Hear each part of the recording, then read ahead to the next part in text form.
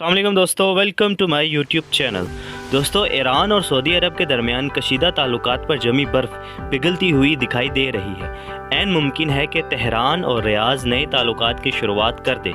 ये भी अहम है कि आया ये दोनों इस्लामी मुल्क करीब आ सकते हैं कि नहीं। दोस्तों, मशरिक़ी वस्ता में इलाकाई हरीफ समझे जाने वाले सऊदी अरब और ईरान के दरमियान गुज़श्ता 5 बरसों के मुकाबलों में इस साल कई ज़्यादा मुलाकातें हुई हैं। मिसाल के तौर पर दोनों मुल्कों के मंदूबीन 4 मरतबा बगदाद में और फिर 1 मरतबा अक़वाम मुत्तहिदा की जनरल असम्बली के इजलास के दौरान न्यूयॉर्क में मिले।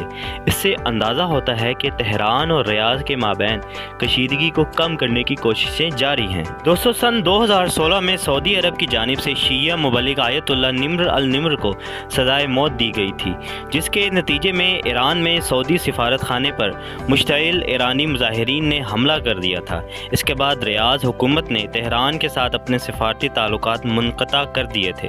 इसके अलावा शाम, यमन और लेबनान में जारी इलाकाई तनाज़ात में दोनों ममालिक मुसलसल एक दूसरे की मुखालफत में मुतहर्रिक रहे हैं।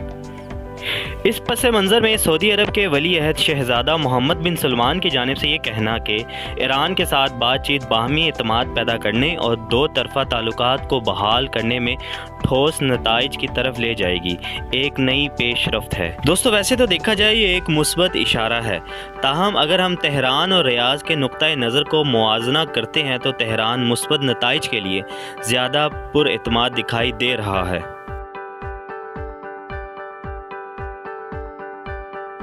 दोस्तों, इसमें अगर हम ईरानी मफादात की बात करें तो अमेरिका की जानिब से आयद पाबंदियों और नाक़िस इक़्तिसादी सूरत हाल के बावजूद तेहरान हुकूमत को लगता है कि वो एक मजबूत पोजीशन में है।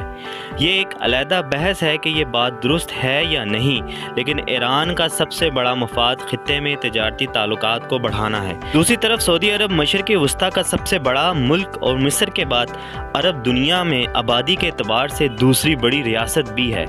ईरान की तबाहकुन मईशत के लिए सऊदी अरब एक खुश आइन कारोबारी शराकतदार साबित हो सकता है। दोस्तों, इस सारी सूरत हाल में अगर सऊदी अरब के अहदाफ को देखा जाए तो सऊदी अरब अपने विजन 2030 के हवाले से मुल्क को सरमायाकारी के लिए एक पुरकशिश मुकाम के तौर पर पेश करना चाहता है, और वो ये हदफ ईरान के साथ कशीदगी में कमी के ज़रिए ही हासिल कर सकता है। तो याद रहे, सऊदी अरब के विजन 2030 के मंसूबे से मुराद मुल्क में मईशत, दिफा, सियाहत और काबिल जदीद तवानाई के हवाले से हिकमत अमली में इस्लाहात हैं।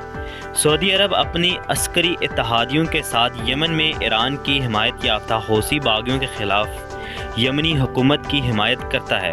इसके साथ साथ रियाज़ हुकूमत तेहरान पर हौसी बागियों को असलहा और ड्रोन्स फराहम करने का इल्ज़ाम भी आयद करती रही है। इसके जवाब में ईरान का कहना है कि वो यमन में बागियों के महज सियासी हिमायत करता रहा है।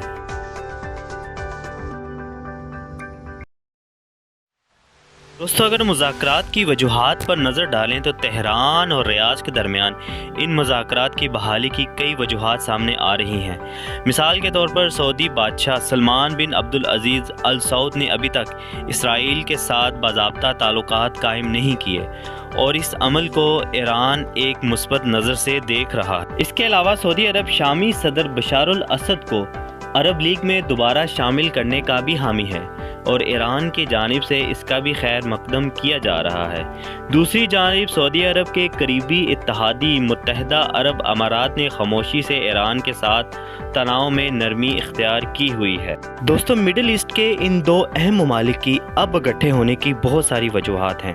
रियाज़ हुकूमत के पास अपने जियोपॉलिटिकल पॉलिसीज़ पर नज़रसानी की एक और अच्छी वजह यह भी है कि अमरीकी सदर जो बाइडन की नई इंतज़ामिया मशरिक़ वस्ता में अपने ऑपरेशन जारी रखने से किनारा कशी इख्तियार कर रही है।